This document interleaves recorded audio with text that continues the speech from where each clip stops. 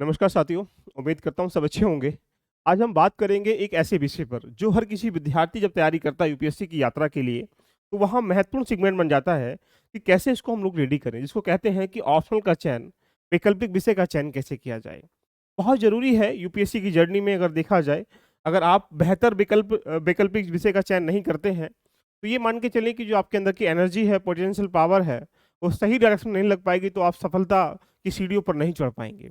इसलिए जैसा कि प्रीलिम्स में अगर आप जाएँगे तो सामान्यतः सभी के लिए जीएस फर्स्ट पेपर में 100 क्वेश्चन सेम जैसे मिलते हैं, सेम रिसोर्स पढ़ाई करते हैं, सेम करंट अफेयर पढ़ते हैं। यहाँ देखा जाए अंतराल तय नहीं होता है। लेकिन जब आप ये मेंस में जाएँगे तो मेंस में भी कंपल्सरी पेपर सबके लिए ऑलमोस्ट सेम ही होते हैं एंड आफ्टर दैट एसए का पेपर सबके लिए सेम होता है। जीएस के first, second, third, fourth paper जो होते हैं सेम होते हैं, अंतराल कहाँ हुआ? उस ऑप्शनल में जो आपको यूपीएससी ने छूट दे रखी है कि भाई जो मन करना चुनिएगा, लेकिन इसमें अच्छा रिप्रेजेंट करने का प्रयास करिएगा। और अगर आपको ऐसी अपॉर्चुनिटी दे रहा है यूपीएससी और आप बेहतर विकल्प का चयन नहीं कर पा रहे हैं, तो मान के चलें आप नंबर भी अच्छे प्राप्त नहीं कर पाएंगे। इंटरव्यू सामान्यतः देखा जाए सबका एक जैसा ही होता है, कोई डिफरेंट नहीं होता है, 275 नंबर का ही होता है। लेकिन जो गैप है यूपीएससी की जर्नी के बीच में, वो है यूपीएससी के अंतर्गत वैकल्पिक विषय का चयन करना। तो आइएगा आज हम चर्चा कर लेते हैं इन सवालों के जवाब जो आपके दिमाग में, जहन में दर्द करते हैं कि यूपीएससी के अंतर्गत वैकल्पिक विषय का चयन करना क्यों जरूरी है और सही वैकल्पिक विषय का चयन करना और भी जरूरी है।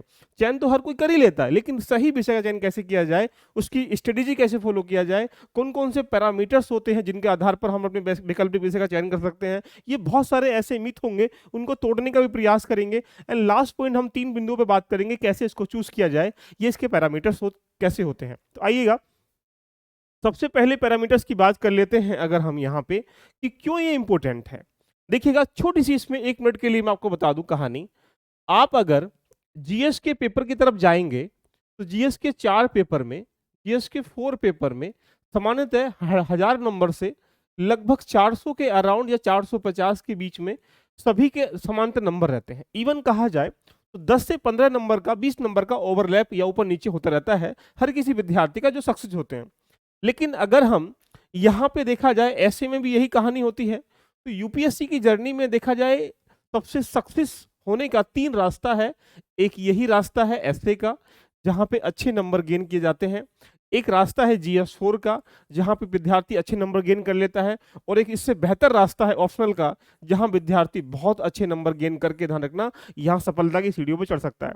एग्जाम्पल समझने का प्रयास करते हैं, अंतर कहाँ पैदा हुआ। यहाँ पे कोई भी विद्यार्थी 400 450 के बीच में 1000 में से रहता है। अगर परसेंटेज देखेंगे तो लगभग 40 से लेकर 50% नंबर यहाँ आपको मिल पा रहे हैं। कहाँ से? 1000 में से। लेकिन अगर यहाँ 500 नंबर का ऑप्शनल है तो 500 में से अगर देखा जाए 300 के अराउंड लगभग बढ़िया नंबर माने जाते हैं। 310 भी हैं, 320 भी हैं, 330 भी हैं। तो आप अगर जितना ऊपर बढ़ेंगे वो ठीक है, लेकिन फिर भी अगर यहाँ देखा जाए तो लगभग 70 से लेकर 75% नंबर यहाँ पे आप प्राप्त कर सकते हैं। तो आप ही बताइएगा कि जहाँ आपको 1000 नंबर में से यहाँ 400 450 के बीच में नंबर आ पा रहे हूँ, 500 तक भी पहुंच जाते हैं, लेकिन मैं एक सामान्यतः एवरेज बता रहा हूँ कि यहाँ पे 45 या 50% के आसपास नंबर मिल रहे हैं, वो भी 1000 नंबर से। लेकिन यहाँ 500, वो भी विषय क्या है? एक ही विषय है। और ये नंबर कहाँ से मिल रहे हैं इतनी व्यापक तरीके से? आप history, geography, economy, polity, society, दर्शक, यानी इवन कहा जाए सारे चीजों का अध्ययन करने के बाद आपको यहाँ 400 450 500 के बीच में नंबर मिल पा रहे हैं। लेकिन यहाँ आपको एक ही विषय पर गहन अध्ययन करने के बाद यहाँ पे नंबर मिल पा रहे हैं। तो दिमाग में एक इवेल्युएट बन पा रहा होगा कि भाई ये क्यों इंपॉर्टेंट है। हमारा एक ही ध्येय है कि हम किसी तरीके से, किस तरह से सक्सेस हो जाएं। उस सक्सेस का एक ही रास्ता है कि जब तक आप 3 पैरामीटर्स पर काम नहीं करोगे तो यहाँ पे हम कह सकते हैं सफल नहीं हो पाएंगे। तो आपके दिमाग में एक पॉइंट बन रहा होगा कि यूपीएससी प्रीलिम्स में सबके लिए समान होता है, जीएस 4, जीएस 1 2 3 4 सबके लिए समान होता है, एसए सबके लिए इक्वल होता है, कंपलसरी पेपर हिंदी इंग्लिश जो भी आप चूज करते हैं सबके लिए इक्वल होता है। अंतराल कहाँ पैदा हुआ? तो एक ही वर्ड है यूपीएससी ने जो अंतराल पैदा किया, वो कहाँ पर है? आप बोलेंगे सर ये ऑप्शनल में, क्योंकि ऑप्शनल में सबके सोर्स अलग होते हैं, सबके जो बैकग्राउंड अलग होता है, सबके पढ़ने का तरीका अलग होता है, सबके क्वेश्चन अलग होते हैं, लेकिन बाकी जगह क्या होते हैं? वहाँ इक्वल होते हैं। तो मैं ये कह सकता हूँ कि यदि आप, ये महत्वपूर्ण रोल इसलिए निभाता है कि यहाँ पे सिलेक्शन से लेकर सर्विस अलॉटमेंट से लेकर कैडर डिसाइडिंग मैन तक लेकर देखा जाए तो यहाँ सारी चीजों में नंबर ही सबकी वैल्यू है। भाई एक रैंक किसकी आई? इसके नंबर ज्यादा आएंगे। अब ज्यादा नंबर कब आएंगे? जब आप बेहतर ऑप्शन का चयन कर पाएंगे। तो ऑप्शनल बहुत ज़रूरी है। अगर आपने बेहतर नहीं चुना है तो आप बार-बार बहुत सारे बच्चे पहले पढ़ना स्टार्टिंग कर लेते हैं, 2 से 3 महीने पढ़ते हैं, उसके बाद फिर उनकी कह सकते हैं कहानी खत्म हो जाती है, ऑप्शनल चेंज कर लेते हैं। तो क्यों ना एक बार ही बेहतर तरीके चुना जाए, इसके बारे में हम लोग बात कर लेते हैं। सेकंड पॉइंट आता है कि सर ऐसे कौन-कौन से मिथ हैं, जिनके आधार पर यहाँ पे कहा जाए हमारे दिमाग में, ज़हन में घूमते रहते हैं। इवन कहा जाए 90% विद्यार्थी सही ऑप्शन ना चयन करने की वजह से भी असफल हो जाते हैं, ये माना जाता है। सपोज़ कर लीजिएगा, ये सच है कोई भी विषय, कोई भी सब्जेक्ट आपको आईएएस तो नहीं बनाता, लेकिन उस सब्जेक्ट पर जो आपकी पकड़ है, वो कैसी है, वो आपको आईएएस बनाएगी। कोई भी सब्जेक्ट बेहतर नहीं है, उस पे पकड़ आपकी कैसी है, ये बेहतर है। तो यहाँ से बहुत सारे ऐसे मिथ हैं, जहाँ पर बहुत लोगों ने बाँट रखा है। एग्ज़ाम्पल समझने का प्रयास करें, ये एक बाज़ार है। इस बाज़ार में मंडी की तरह सामान बिखरा पड़ा है, जितना आपको चुनना है चुग लीजिएगा, लेकिन सही कौन-सा है तुमको डिसाइड करना पड़ेगा। सबसे पहले हम लोग एक अपने जो दोस्त होते हैं, जो फ्रेंड होते हैं, उनकी सलाह मान लेते हैं। क्यों? क्योंकि भाई ये मेरा है, ये तू रख ले, इससे क्या होगा आपस में हम लोग ग्रुप बना के पढ़ाई कर लेंगे। तो एक लालच की भावना से, एक स्वार्थ की भावना से हम ऑप्शन का चयन उसके आधार पे कर लेते हैं। लेकिन तुम्हारे अंदर का जो प्रतिबिंब है, कोई और कुछ और छुपा बैठा है, तुम उसको निखार ही नहीं पा रहे हो। यानी तुम अपने अंदर के ध्यान रखना ऑप्शन को पहचान ही नहीं पा रहे हो। तो यहाँ ये भी एक मिथ है कि लोग यहाँ इसका चयन कर लेते हैं दोस्तों के या फ्रेंड के या फिर आस-पास के जो संबंधित होते हैं, उनके आधार पर कहने के आधार पर इसको चयन कर लेते हैं। दूसरे पॉइंट बनेंगे, यहाँ पे सबसे बड़ी बात है कि हम जब किसी कोचिंग में जाते हैं, तो ये कोचिंग वाले के पास जो ऑप्शनल पढ़ाने के तरीके होते हैं, जैसे मान लो वहाँ पे 4-5 ऑप्शनल पढ़ाए जाते हैं, तो सामान्यतः वो कोचिंग इंडस्ट्री जो है, वो आपको यही दिखाने का प्रयास करती है, जो हमारे पास ऑप्शनल है, देखिएगा इसमें से ये सफल हुए, ये सफल हुए। ऐसे करके आपको एक प्रकार से बजाज अलायंस कंपनी की तरह लुभाने का काम किया जाता है। तो कभी भी यहाँ ऑप्शनल जो है कोचिंग के आधार पे आपको चयन नहीं करना चाहिए। अगर इस सब चीज़ को देखने का प्रयास ये किया जाए, तो हम अगर एक हकीम के पास जाएँगे, उससे बोला जाए कि साहब हमें ऑप्शन बताइए, हमारा ऑप्शन क्या है? वो भी देख के नहीं बता पाएगा। क्यों? क्योंकि हमारे अंदर का प्रतिबिंब हम ही को पता होता है। इसलिए दोस्तों के आधार पर, कोचिंग के आधार पर एक बड़ा मिथ चल रहा है कि यहाँ पे ये मिथ चल रहा है कि इस बार सक्सेस रेट जो है, इस बार जो सक्सेस हुआ है, सफलता जो मिली है, वो इस बार पॉलिटिकल साइंस वाले को मिली है, इस बार ज्योग्राफी वाले को मिली है। तो हम क्या करते हैं कि अगली बार भी हम इसको रख लेते हैं। यानी हम यहाँ टॉपर्स को देखकर, ये सक्सेस रेट को देखकर हम लोग यहाँ पे अपने आप को क्या कर लेते हैं, ऑप्शन का चयन कर लेते हैं। तो यार ये कैसे आप मान सकते हैं कि आपके अंदर का जो एक बैठा हुआ इंसान है, जो बार-बार यहाँ पे अंदर से कुरेद रहा है, क्या उसके आधार पर हम इसका चयन कर सकते हैं? बोले कि नहीं कर सकते। कभी-कभी हमें ये लगता है कि यहाँ पे एक लिस्ट को देखते हैं और लिस्ट को देखने के बाद हमारे कुछ ऐसे विषय होते हैं, जहाँ पर हमें लगता है कि इसको हम लोग आराम से पढ़ सकते हैं, उसके आधार पे हम ले लेते हैं। कुछ बच्चे क्या करते हैं, बहुत खतरनाक काम करते हैं। कुछ आपने देखा होगा बैकग्राउंड जो उनका रहा है, इवन कहा जाए चाहे वो किसी भी बैकग्राउंड के क्यों ना हो, यहाँ से उस बैकग्राउंड मान लो बीए में उसने पॉलिटिकल साइंस रखा, तो पॉलिटिकल साइंस को लेने का ही प्रयास करते हैं। भले से उनकी जो ज्योग्राफी अच्छी हो, चाहे सोशियोलॉजी अच्छी हो, कुछ और अच्छा हो, लेकिन ये सारे जितने मिथ हैं, इस पे नहीं जाना चाहिए। तो ये मैं आपसे बोलूँगा, कभी भी ऑप्शनल जो है, आपको गिरा भी सकता है, उठा भी सकता है। लेकिन उस विषय की जो पकड़ है, वो आपको आईएएस बनाती है, कोई भी विषय जो है आपको आईएएस नहीं बनाता। एग्ज़ाम्पल बेस पे अगर हम लोग देखा जाए, तो आपके सिनेरियो देख बन रहा होगा। ये आप अगर 17 से लेकर 22 तक के डाटा को देखा जाए, तो आपके दिमाग में सिनेरियो बन रहा होगा। देखो, यहाँ पे अनुदीप का क्या था, एंथ्रोपोलॉजी था। अंश कटारिया मैथमेटिक्स था। प्रदीप कुमार का पब्लिक एडमिनिस्ट्रेशन था और शुभम कुमार का एंथ्रोपोलॉजी था। यहाँ पे श्रुति का हिस्ट्री था। इनका इस बार इस तरह किशोर का क्या है, पीएसआईआर है। तो यहाँ आप खुद देख पा रहे हो कि जो टॉपर्स वगैरह हुए हैं, ये तो फर्स्ट रैंक है, सेकंड रैंक, थर्ड रैंक वालों का भी आप देखने को देखेंगे। तो वहाँ ये नहीं कह सकते कि एक ऑप्शन वाला हमेशा ही रहेगा। ये पहले जमाने के काम थे कि भई मनोवैज्ञानिक विषय ले लिया और वहाँ से हम लोग अपनी कहानी को लेते हुए। तो यहाँ ऑप्शनल को इनके आधार पर भी अगर देखा जाए, तो ये दर्शाया जाता है कि हर कोई विषय अपने आप में सर्वश्रेष्ठ है। लेकिन अब तुम्हें लेना क्या है, इस मुद्दे पर आते हैं और अपनी कहानी को लेके चलते हैं कि कैसे हम इसको चूज़ करें। पहला ऑप्शन क्लियर है, व्हाई इंपॉर्टेंट एंड कौन-कौन से मिथ हैं, ये क्लियर है। आज बात करते हैं हाउ टू चूज़। ये बड़ा गंभीर विषय बन जाता है कि अपना जो ऑप्शनल है, उसको चूज़ कैसे करें। सबसे पहले अगर हम ये देखा जाए, ऑप्शनल एक प्रकार से कहा जाए, जैसे हम शादी करते हैं और शादी करने के बाद उसमें आनंद की प्राप्ति खोजते हैं, प्रेम की खोजते हैं, वहाँ पे एक अंदर मन आत्मा को शांति देने का प्रयास करते हैं। ऐसे ही मेरा मानना है कि जैसे कोई एक पति-पत्नी में प्रेम ढूँढता है, पति जो है अपोज़िट उसमें प्रेम ढूँढते हैं, ऐसे ही ध्यान रखना। तुम्हें ऑप्शन का चयन करना चाहिए। क्यों? क्योंकि जैसे आपस में रिश्ते बहुत लंबे जाएँगे, ऐसे ही तुम्हें ऑप्शन के साथ लंबे समय तक जीवन यापन करना है। इट मीन्स मतलब वहाँ उसको एक्स्ट्रा ऑर्डिनरी करके पढ़ना पड़ेगा। तो आपको ऑप्शन का चयन बड़े सहजता के साथ, शालीनता के साथ, धैर्य के साथ, आपको पैशन के साथ यहाँ पे खोजना चाहिए। अब क्या-क्या पैरामीटर्स हैं? तो बहुत सारे पैरामीटर्स हो सकते हैं।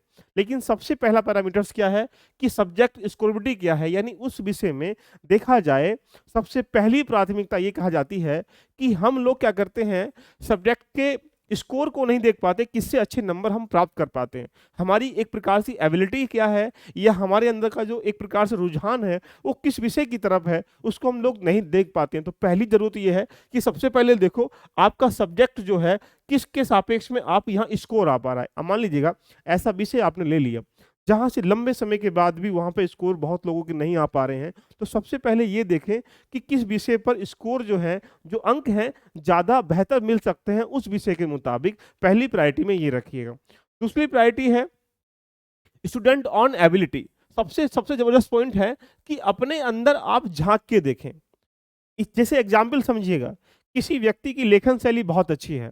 अगर किसी व्यक्ति की लेखन शैली अच्छी है, तो वो ऐसे विषय ले जहाँ पर लिखने के लिए ज़्यादा होना चाहिए, सोशियोलॉजी है, पॉलिटिकल साइंस है या पब्लिक एडमिनिस्ट्रेशन है, ऐसे विषय ले सकता है। किसी बच्चे के जो है डायग्राम अच्छा बनाना आता है, किसी की लेखन शैली अच्छी नहीं है, किसी को फ्लो चार्ट अच्छा निकलना आता है, तो यानी वो ऐसे विषय ले, जैसे ज्योग्राफी है या फिजिक्स है, ऐसे विषय ले सकता है। तो ये डिपेंड करता है कि आपके अंदर जो बैठा हुआ इंसान है, उसमें क्या है? अगर ये नहीं है, तो कुछ नहीं है, देखिएगा। आगे बात करेंगे, ये सबसे मेजर एस्पेक्ट है इंटरेस्ट। इंटरेस्ट का मतलब है ये बहुत ही ज़रूरी है। अगर आप एक प्रकार से आपके ज़हन में इंटरेस्ट नहीं है, तो आप उसे पढ़ते समय अपने आप को ऊब जाएँगे। तो कम समय में अधिक पढ़ाई कैसे करें या थकान होने की बजाय उस विषय को पढ़ते समय ऊर्जावान हो जाते हों, उत्साह में उड़ जाते हों, उसका आपको थोड़ा बहुत अनुभव हो, यानी आप किताबी ज्ञान से निकल कर भी एक्स्ट्रा ऑर्डिनरी जो तुम्हारे दिमाग में बैठा हुआ है, उसको लिख सकते हो। यानी वो जो विषय है, आपके प्रति रोचक बनाएँ आप उसको। अगर रोचक विषय अगर आप ले सकते हैं, तो कभी-कभी आपको लगता होगा नींद आ रही है और उस विषय को तुम पढ़ रहे हो, मज़ा आ जाएगा। यानी एक प्रकार से कहा जाए, एक हॉबी जैसी ध्यान रखना, विषय का चयन करना है। तो ये सबसे इम्पोर्टेंट पिलर है, जहाँ पर इसको चयन करना है कि अगर इंटरेस्ट नहीं है, क्या करना उस विषय का चयन करके भाई? उस तो हमारे ऊपर बोझ हो जाएगा और वही जो बोझ है, वो कभी आपको सफल होने नहीं देगा। तो इंटरेस्ट को भी खोजना है। कैसे खोजेंगे, बात करेंगे अभी।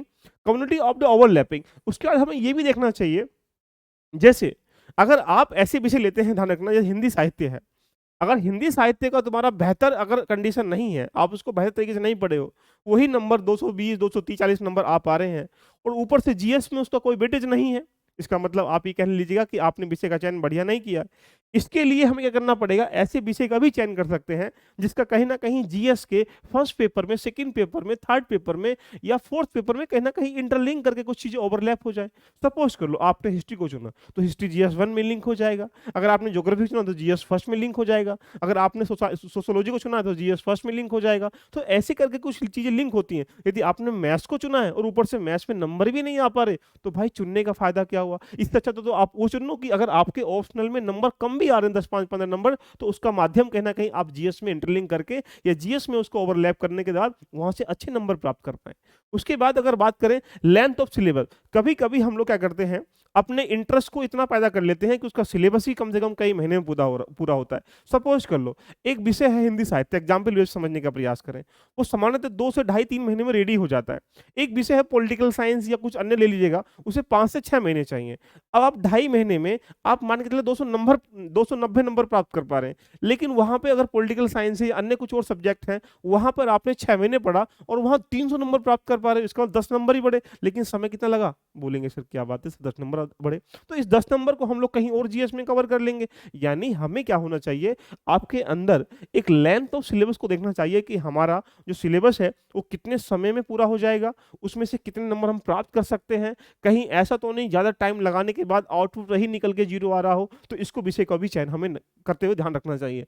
आगे बात करेंगे सोर्स ऑफ इन्फॉर्मेशन। ये बहुत ज़रूरी है। इसके पीछे लॉजिक अगर देखा जाए, आप जीएस फर्स्ट, सेकंड, थर्ड को आप कहीं न कहीं अपनी किताबों से या नोट्सों से रेडी कर सकते हैं। लेकिन अगर ऑप्शनल को रेडी करोगे तो वहाँ आपके पास एक कोच की रिक्वायरमेंट बहुत ज़रूरी होती है। कोच मतलब आपके पास एक मेंटर हो, आपके पास कोचिंग हो, आपके पास रिसोर्स हो, आपके पास वहाँ पे जो लास्ट ईयर के पेपर होने चाहिए। यानी जब आपके पास यहाँ मटेरियल ही नहीं होगा, तो उसको रेडी कैसे करोगे? तो मटेरियल होना बहुत ज़रूरी है।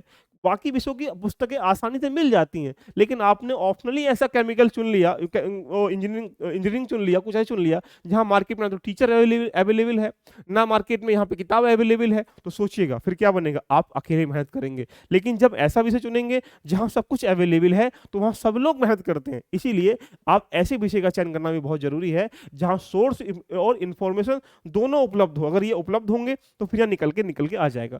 बात करते हैं डायनामिक सब्जेक्ट के बारे में। देखिएगा, अगर यहाँ पे हम लोग स्थिर या स्थायिता या सस्टेबल की बात करें, हम लोग यहाँ पे देखा जाए, तो स्थिरता बहुत ज़रूरी सब्जेक्ट के सापेक्ष में। एक ऐसे विषय जो यहाँ पे कह सकते हैं डायनेमिक हैं और एक यहाँ पे स्टैटिक हैं, 2 विषय के सापेक्ष में हम लोग बात करेंगे। तो स्टैटिक का मतलब ये रहा कि ऐसे विषय आपको चुन सकते हैं, जहाँ पर वो चेंज नहीं होते हैं, अपडेट नहीं होते हैं। सपोज़ कर लीजिएगा हिस्ट्री है या फिलॉसफी दर्शन शास्त्र है, ऐसे कुछ विषय जहाँ पर उनके सैद्धांतिक सिद्धांत जो हैं या जो उनकी बहुत कम उसमें चेंजिंग होता है, तो ऐसे विषय करने में उनके प्रश्न क्या होते हैं, चेंज नहीं होते हैं।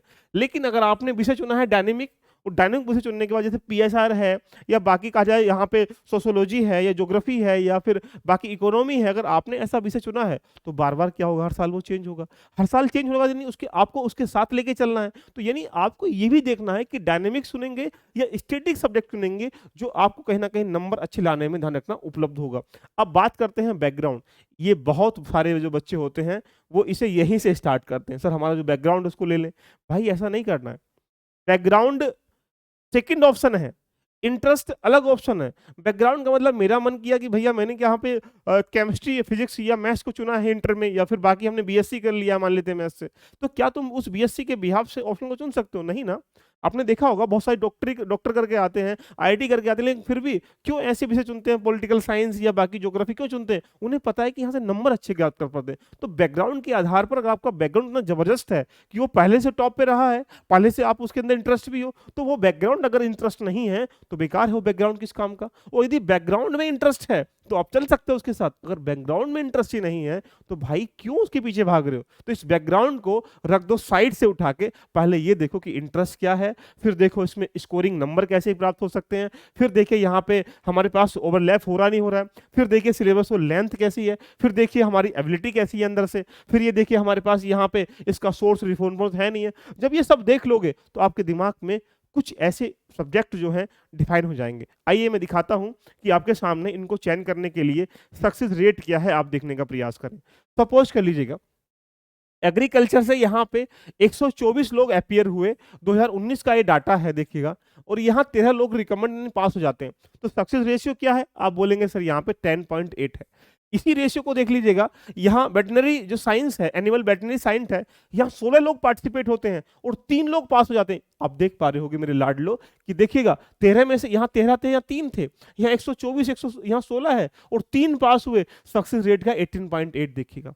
तो सोचिएगा एक में कहीं पे 100 लोगों ने से लिया, मान लो पॉलिटिकल साइंस, वहां पे 12 लोग सफल हुए, इसका मतलब आप 12% कह सकते हैं। लेकिन दूसरे विषय में अगर मैथमेटिक्स में अगर मान लेते हैं 10 लोगों ने लिया, वहां पे 4 लोग सफल हो गए, तो 12 में से 4 तो ये कम है बेसिकली, ये मार्केट में ज्यादा दिखाई देंगे, ये मार्केट में कम दिखाई देंगे। लेकिन रेशियो कितना है? तो आप बोलेंगे सर ये 40% है, ये 12% है। तो कहाँ 12 और कहाँ 40? तो इसे कह सकते हैं सक्सेस रेट। ये डिपेंड करता है कि तुम्हारा इंटरेस्ट किसके ऊपर डिपेंड है। तो सबसे पहले इंटरेस्ट को जगाना पड़ेगा, नहीं तो आप यहाँ बाजार के दौर में भीड़ का हिस्सा बन के अपने अंदर की पोटेंशियल पावर को यहाँ पे जख्मी कर डालोगे और वहां से जो दर्द होगा वो जीवन भर को पछतावा देगा। इसीलिए यहाँ देखने का प्रयास करें। बोटनी है। अब इकोनॉमी की बात करेंगे, देख लीजिएगा इकोनॉमी कितना 243 लोग बैठे हैं, सक्सेस कितना 26 लोग हुए, रेशियो कितना 10.7 है। आगे अगर हम और विषयों की बात करेंगे, देखो हिस्ट्री की बात करें, हिस्ट्री में कितना 751 लोग, तो मार्केट में दिखाई देंगे 751, सिंपल सी बात है। लेकिन सक्सेस कितना हुआ 51, कितना रेशियो बताएंगे सर 6.1। देखिए कहाँ 18.8 और कहाँ 6.1 देखने का प्रयास करें। अगर हम यहाँ पे मैथ्स की बात करेंगे, 539 लोग बैठे, 45 लोग सफल हुए, 8.3। तो यानी ये कह सकते हैं कि हिस्ट्री ज्यादा तो मैथमेटिक्स का ही निकल के आ रहा है। इसका मतलब मैथमेटिक्स तो नहीं ले पाओगे आप लोग।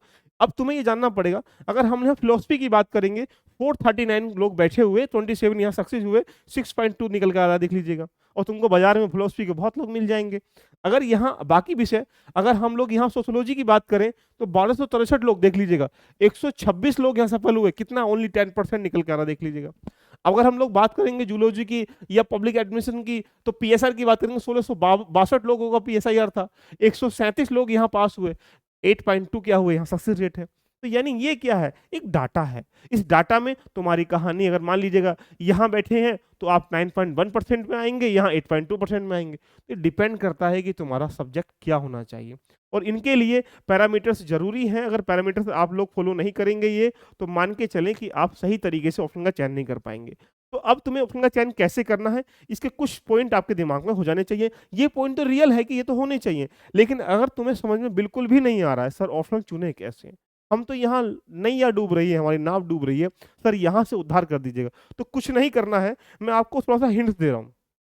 सबसे पहले आप यूपीएससी ऑप्शनल की जो लिस्ट है उसको निकालें, उसमें से कम एग्जाम्पल बेस पे अगर हम लोग यहाँ पे बात करेंगे तो एक पॉइंट समझने का प्रयास करें। सबसे पहले अगर यूजी पीजी है, कोई सब्जेक्ट आपने किया है और वहां आपका जो बैकग्राउंड है वो सबसे जबरदस्त है, उसमें इंटरेस्ट भी है, उसमें एबिलिटी भी है, उसमें सोर्स भी है, उसमें सिलेबस लेंथ भी कम है, ऊपर से इंफॉर्मेशन मिल जाती है, तो आप उसको उसकी तरफ जा सकते हो। और यदि ऐसा पैरामीटर आपके दिमाग में नहीं है तो इसको मारो गोली। सेकेंड पॉइंट अगर हम लोग देखने का प्रयास करते हैं, सबसे पहले आप यहाँ पे जो विषय है उसमें से कम आज 5 विषय चूज करिएगा। 5 विषय चूज का मतलब ये है कि सपोज कर लीजिए हिस्ट्री, ज्योग्राफी, इकोनॉमी, पॉलिटी, कुल मिला के 26 विषयों में से आप 4 से 5 विषय निकाल लीजिएगा कि ये मुझे अच्छे लगते हैं। अब ये तो है नहीं कि तुम्हारा सबको लेने का मन कर रहा है, भाई कुछ ही तो विषय होंगे जहां पर जिनको लेकर तुम कंफ्यूज होगे। अब ऐसा तो है नहीं कि तुम्हारा मन कर रहा है यार ये भी ठीक है, ये भी ठीक है, इसका मतलब तुम्हारा यूपीएससी ठीक नहीं है। तो आपको पहले 4 से 5 विषय डिफाइन करने हैं। जैसे मान लो एक हिस्ट्री है, एक ज्योग्राफी है, एक इकोनॉमी मान लेते हैं, और एक पॉलिटिकल साइंस मान लेते हैं, ऐसा मान लेते हैं फॉर एग्जाम्पल। ये 4 विषय ऐसे हैं जहां पर हम ये कह सकते हैं कि ये आपको मन कर रहा है कि यार इधर जाएं या इधर जाएं या किधर जाएं। अब इनके तुम्हें कुछ नहीं करना है, एक पॉइंट करना है इन दोनों में से भी, और कम से कम अगर कोशिश ये करिएगा कि कम से कम 2 से 3 विषय ऐसे आ जाए जो एक आपकी बाल में फिल्टर हो जाए। तो अगर तुम्हें लग रहा है यार ये इकोनॉमी बहुत खराब है, ये नहीं आता, इसको काट दो यार, फिर आप 3 विषय या 2 विषय 3 विषय उठाने का प्रयास करें। मान लो आपने पॉलिटिकल साइंस उठा लिया, आपके यहाँ भी बहुत इंटरेस्ट आता है, यहाँ भी बहुत आता है, और ये ज्योग्राफी में होता है, यानी अगर इसको पढ़ो तो मन इसको लेने को करता है, ऐसा होता भी है। इसको पढ़ो इसको लेने को मन करता है, इसको पढ़ो इसको लेने को मन करता है। अब जाएं तो जहां कहाँ है, यहाँ बसंती फंसी फंसी पड़ी है यहाँ पे। अब बसंती को निकालेंगे कैसे, एक ही रास्ता है, आप इनके अनसोल्ड उठाओ, किसी की बात मत मानिएगा, अनसोल्ड पेपर उठा लेके आओ, ऊपर से पॉलिटी की एनसीईआरटी उठा लीजिएगा, ज्योग्राफी हिस्ट्री की एनसीईआरटी उठा लीजिएगा, और यहाँ पे ज्योग्राफी की एनसीईआरटी उठा लीजिएगा। और सिर्फ पूरी एनसीईआरटी किसी की नहीं पढ़नी है, कोशिश ये करिएगा कि यहाँ पर एक चैप्टर इसका पढ़िएगा, 1 से 2 चैप्टर मैं आपको बताता हूँ। देखिएगा, आपने एक चैप्टर यहाँ पे इसका पढ़ा, एक चैप्टर इसका पढ़ा, एक चैप्टर इसका पढ़ा, और उस चैप्टर को पढ़ने के बाद क्या करना है, आपको उसका आउटपुट देखना है। आउटपुट का मतलब अब मैं अपनी परफॉर्मेंस जो है अपने आधार पे नहीं, क्वेश्चन के आधार पर, किसमें बेस्ट कर पा रहा हूँ, इसमें बेस्ट कर पा रहा हूँ, इसमें बेस्ट कर पा रहा हूँ। मान लेते हैं कि आपने यहाँ पे 30% कर पाए, यहाँ पे इसकी परफॉर्मेंस जो है 25% रह गया, यहाँ पे इसकी परफॉर्मेंस है सर 27 है, लेकिन अभी मेरा मन कर रहा है यार ऐसा कर लेते हैं कि 25% तो है लेकिन इसमें अच्छा कर लूंगा। तो कोशिश ये करिएगा कि अगेन एक अगला पेज पढ़ने का प्रयास करें, अगले चैप्टर पढ़ने का प्रयास करें। अगला चैप्टर जब तुम पढ़ोगे तो उसमें परफॉर्मेंस देखने का प्रयास करें। परफॉर्मेंस का मतलब है कि जो सोल पेपर लेके आओगे आप, पीवाई क्यू लेके आओगे, उसे लिखने का प्रयास करें।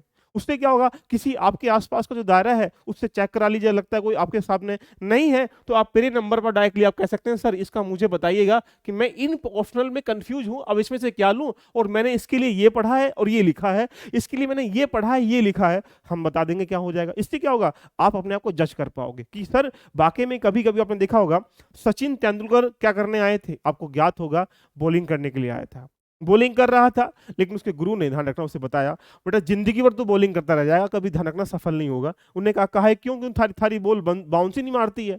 तुम क्या करूँ मैं? खेलना मुझे ज़रूरी है, आना मुझे स्पोर्ट्स में है। एक काम कर ले बेटा, बैटिंग करना स्टार्ट कर ले। गुरु की उसने बात को मान लिया, आज क्रिकेट का भगवान कहलाता है। ऐसे ही तुम्हें भी ध्यान रखना, अपने ऐसे गुरु की या आपकी शरण में जाना है, जो ये बता सके कि भाई तुम यहाँ परफॉर्मेंस तो गलत कर रहे हो, ये सही कर रहे हो, लेकिन ये सही परफॉर्मेंस अभी कर रहे हो एक टॉपिक में, अगले टॉपिक में नहीं कर पाओगे। तो बस यहाँ पे आपको एक ऐसे एडवाइजर की, सलाहकार की आवश्यकता पड़ेगी, जो आपको जज कर सके, और जज करने के बाद आपको डिफाइन हो जाएगा कि हाँ ये आपके लिए क्या ऑप्शनल है। इसके अलावा दुनिया में, ब्रह्मांड में कोई रास्ता नहीं है ऑप्शन को चयन करने का। तो एक बार दिल से कमेंट कर दीजिएगा।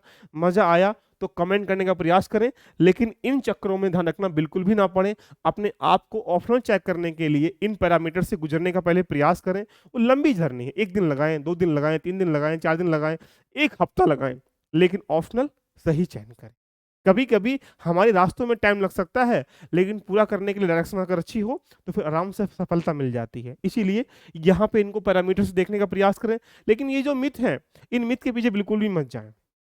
कभी कभी तो आजकल यही चल रहा है इंडिया में कि मेरी गर्लफ्रेंड का ऑप्शनल जो है सोशियोलॉजी है, एक साथ लिख लेंगे, एक साथ पढ़ लेंगे, वहां पे वो नोट्स बना लेगी, मैं याद कर लूंगा, मेरा काम निपट जाएगा। ये सारे ऐसे जो मिथ है, ध्यान रखना, ये युवाओं को कहना कि बर्बाद कर रहे हैं, ऑप्शनल को लेकर यूपीएससी सफलता की सीढ़ियां नहीं चढ़ पा रहे हैं। और ऊपर से अगर मान लीजिएगा ऑप्शनल कोई अच्छा पढ़ाता है, कोई टीचर वगैरह, तुम उसके आदी हो चुके हो, तुम एक प्रकार से कहा जाए तो, यानी एक मैं ये कहूंगा कि इन सब पीछे मत भाजिएगा, इन मिथों के पीछे। बस यहाँ देखो, यहाँ जो इंसान बैठा हुआ है उसकी भी कुछ अपेक्षाएं हैं। तो ऑप्शन को चयन करने के लिए मिथों के पीछे मत पड़िएगा। क्यों इंपॉर्टेंट है मैंने ये बता दिया, यहाँ से कैसे करना चाहिए मैंने आपके सामने इतने सारे पॉइंट बता दिए, और लास्ट पैरामीटर्स ये बता दिया कि आपको ऐसे करना है। वहाँ कोई दिक्कत आती तो मैं आपके सामने खड़ा हूँ। कोई अगर आपको मजा आया, कमेंट करके एक बार बताने का प्रयास करें। तो मिलते हैं ऑप्शनल की सीरीज में, और जिसका PSIR ऑप्शनल है वो एक बार सभी लोग कमेंट कर दीजिएगा सर मेरा PSIR है। इसके साथ आप मेरे साथ जुड़ना चाहते हैं तो PSIR की क्लास जो है बहुत जल्दी मैं स्टार्ट करने वाला हूँ। सिलेबस को मैं डिफाइन कराऊंगा और वहाँ पे व्यापक तरीके से उसके पीछे हम लोग काम करेंगे। तो ठीक है, मिलते हैं नेक्स्ट एपिसोड में। Love you, all of you, bye bye, take care.